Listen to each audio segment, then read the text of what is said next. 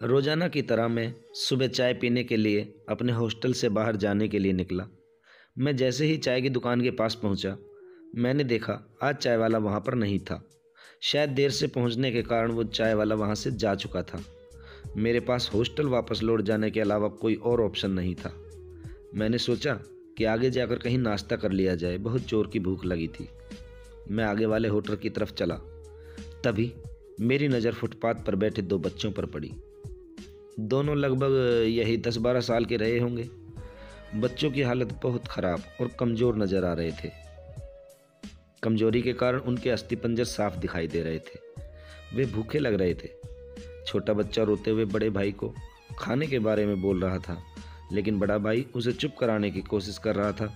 वो जानता था कि ना तो उसके पास पैसे हैं और ना ही खाने के लिए भोजन, जिससे कि वो अपने छोटे भाई की भूख मिटा सके।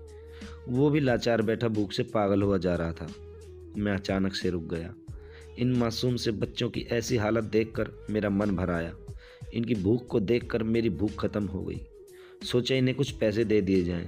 मैं उन्हें 10 रुपये देकर आगे बढ़ गया।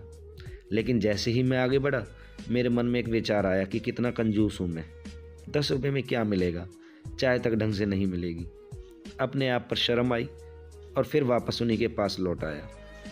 मैंने मासूम से दिखने वाले भूखे बच्चों से कहा, कुछ खाओगे?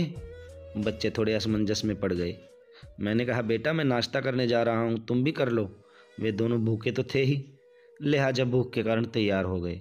उनके कपड़े गंदे दिख रहे थे और ऐसी हालत में देखकर होटल वाले ने डांट दिया और उन्हें भगाने लगा। मैंने कहा, भाई साहब उन्हें जो खाना है वो उन्हें दे दो, पैसे मैं दे दूँगा। मेरी बात सुनकर होटल वाले ने आश्चर्य से मेरी ओर देखा। उसकी आंखों में उसके बर्ताव के लिए शर्म साफ दिखाई दे रही थी। बच्चों ने नाश्ते में मिठाई और लस्सी मांगी। सेल्फ सर्विस थी, इसलिए मैंने ही नाश्ता बच्चों को लेकर दिया। बच्चे जब खाने लगे तो उनके चेहरे की खुशी देखकर मेरे चेहरे पर भी खुशी आ गई। उस वक्त मुझे दुनिया की बहुत अच्छी फीलिंग आ रही थी। उन दो मासूम बच्चों को देखकर मुझे अपना बचपना भी याद आ गया। होटल से निकलने के बाद मैंने बच्चों को कहा, बेटा जो पैसे मैंने दिए हैं उनमें से 2 रुपये का शैम्पू लेकर नज़दीक के हैंडपम्प के पास जाकर नहा लेना और फिर दोपहर शाम का खाना पास के मंदिर में चलने वाले लंगर में खा लेना। और मैं नाश्ते के पैसे देकर फिर अपनी दौड़ती दिनचर्या की ओर बढ़ गया। होटल के आसपास के लोग बड़े सम्मान से मेरी तरफ देख रहे थे।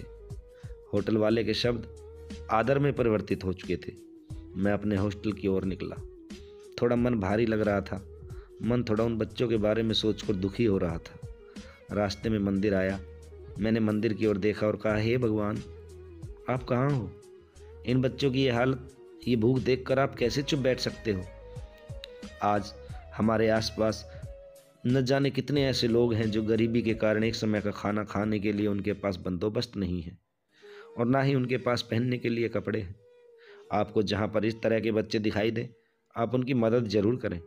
जितना हो सके उतना मदद ज़रूर करें। उसके बाद आपको जो खुशी मिलेगी ना, वो और खुशी कहीं और नहीं मिलने वाली आपको। हम बदलेंगे, युग बदलेगा। हम सुधरेंगे, युग सुधरेगा। आपको कहानी कैसी लगी? पसंद आए तो वीडियो को लाइक, शेयर और सब्सक्राइब करें। मज़ा आया और मैं ये जो मज़ा है हिंदुस्तान के हर व्यक्ति को देना चाहता हूँ।